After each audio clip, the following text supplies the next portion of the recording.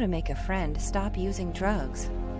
If your friend is struggling with drug addiction, you have the right to be concerned. Drug addiction is a pressing dilemma. It can wreck their mind and body, causing irreversible harm to their short and long-term well-being. It's helpful to know who to ask and seek. The good news is that you can help your friend. To help your friend, you may set up an intervention for him.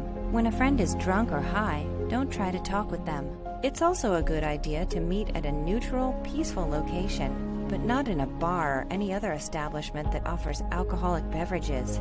Prepare yourself for a possible mix of emotions such as anger and frustration. Think through how to respond to those in a positive manner. Be informed of the treatment and rehabilitation options available in your area. Find out what kind of therapy options are available in your region. Do not blame anyone. We can help. Our helpline is 24/7 available to answer your call. Be it planning an intervention program and helping your friend get into rehab, we've got you covered.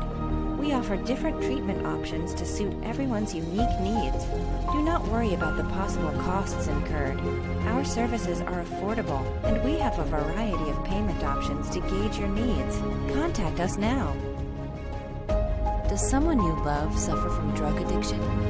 Don't wait until it's too late.